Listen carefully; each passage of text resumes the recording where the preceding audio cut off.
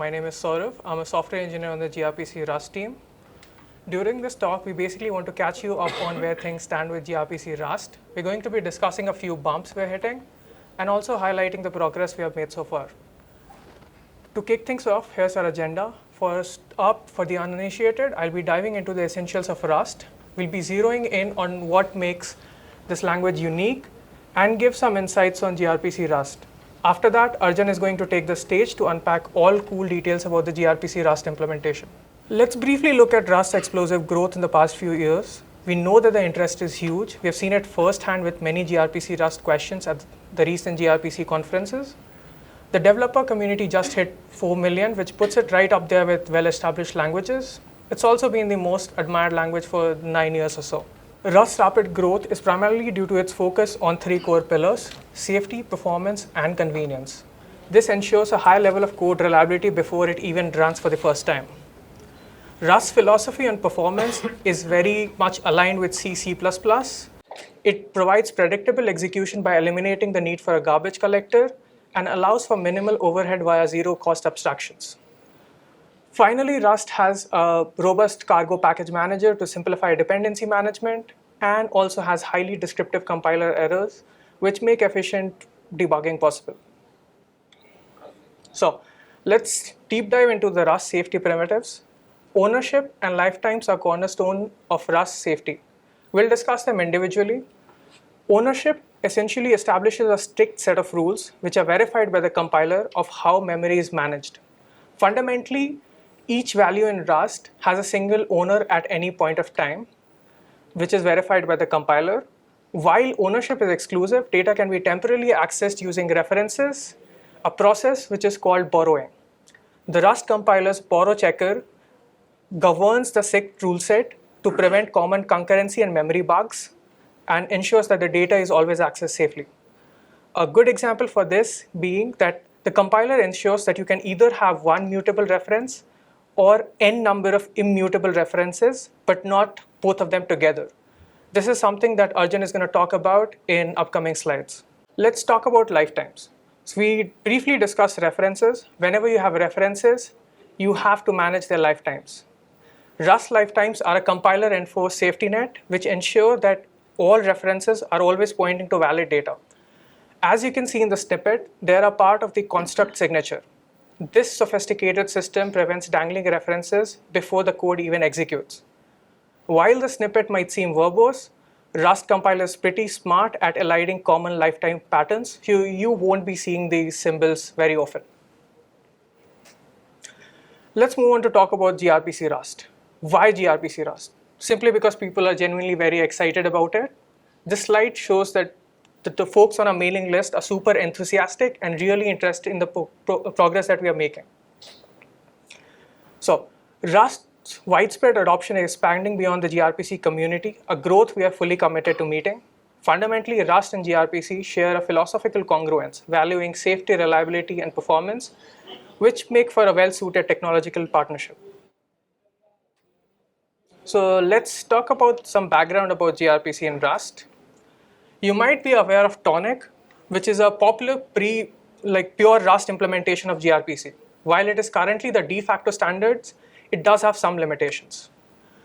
Tonic in its current state is essentially just the implementation of gRPC wire protocol over HTTP2. It lacks the rich feature set that is provided by other gRPC languages, which is something that we plan to address. A few missing features include something like a load balancing API, which allows the client to load balance across multiple endpoints, a custom name resolver API, which allows you to resolve addresses beyond just the DNS like XDS or Google C2P. And currently, Tonic essentially expects you to be building these features at the application level using things like Tower. This is where gRPC-Rust comes in. We are building directly on top of Tonic, adding all the advanced features we just mentioned to create a complete offering. We are carrying forward the design goals of Tonic, such as remaining a pure Rust implementation to ensure the best possible native experience. When released, you'll be able to find this on crates.io as gRPC, and we have even secured the crate name. So we have been collaborating with the Tonic maintainer Lucio Franco for the past 1 year or so. And we are planning to ensure that we don't create yet another standard that forces the community to choose between two implementations. We are working together to build the official successor to Tonic. And when I say successor, I don't mean some sort of forced migration. Tonic will continue to receive maintenance and security upgrades, although all new features will eventually move to the gRPC crate. We also plan to upstream the entire project to CNCF. If you are currently using Tonic, you are likely unaffected. However, when you choose to migrate to the new gRPC-Rust, we'll have a migration guide ready for you. It won't be drop-in compatible due to the reasons we'll discuss in the following slides, but we'll try to make it as seamless as possible. So let's talk about the Tonic APIs. So we've been evaluating the Tonic APIs and asking ourselves, is this the best experience we can provide for the users? And through this process, we identified several improvements like security concerns, some performance optimizations, bug fixes, and general usability improvements. Let's talk about a few of them. Let's take a look at this snippet. Seems like a pretty innocent server handler, which calls a backend, receives the response, checks for some sensitive data. If it's not sensitive, it returns a successful response, else returns an error. Seems pretty innocent, right? Here's the issue. So this innocent looking question mark is the source of the vulnerability.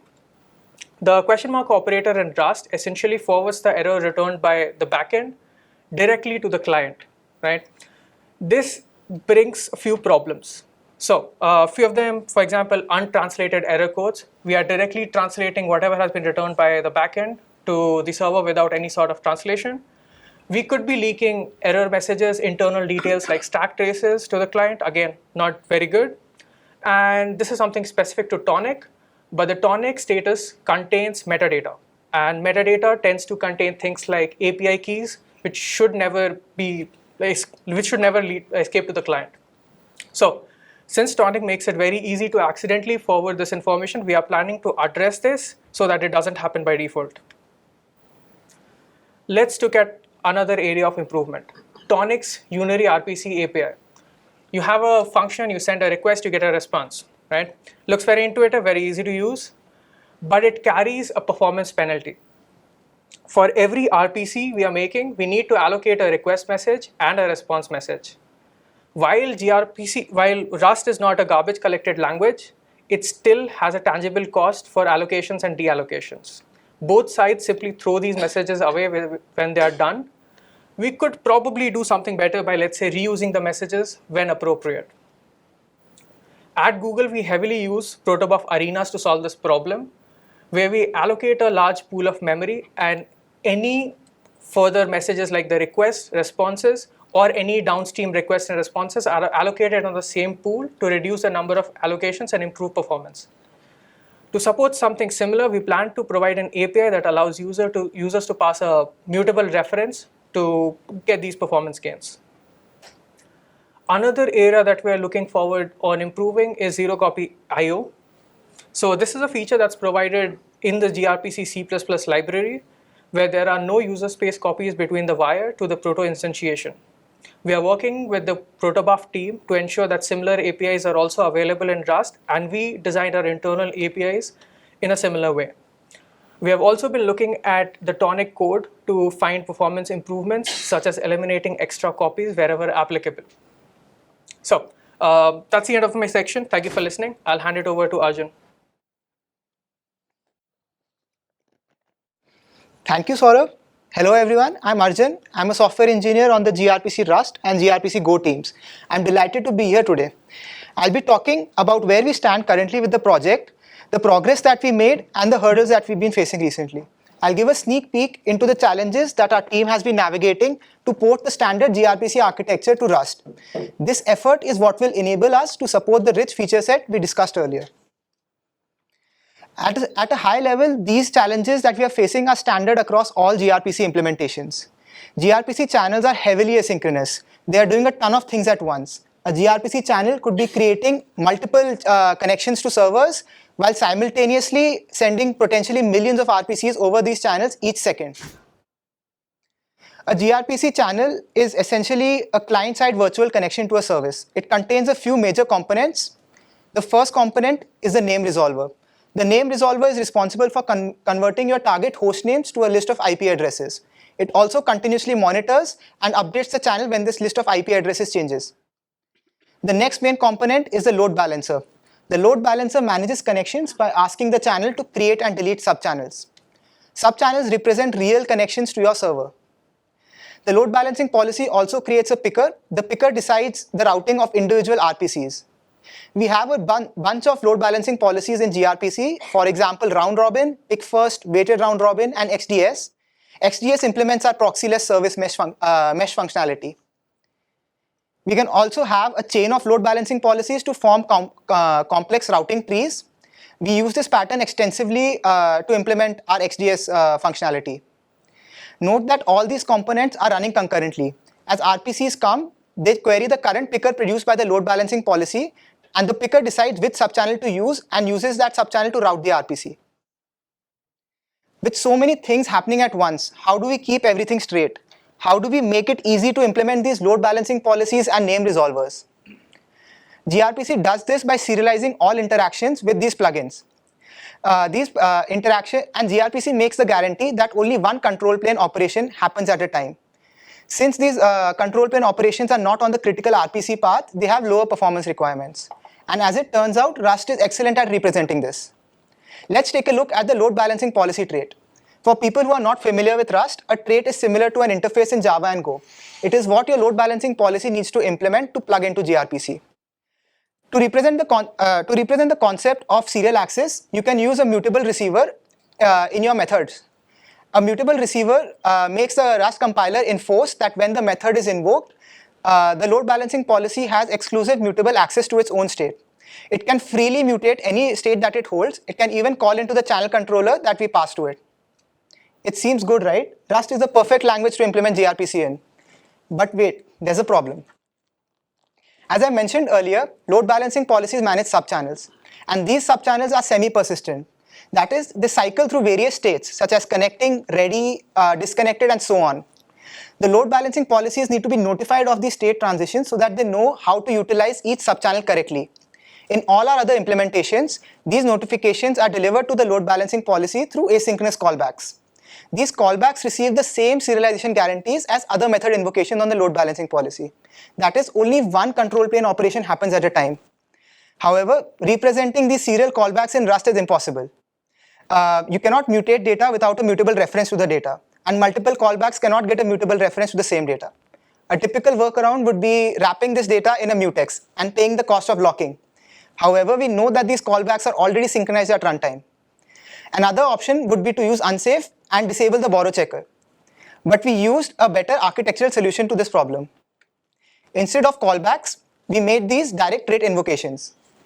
So it seems like we solved the problem, right? No, we just introduced another problem. As I mentioned earlier, there can be a chain of load balancing policies. And if we, these load balancing policies form a tree.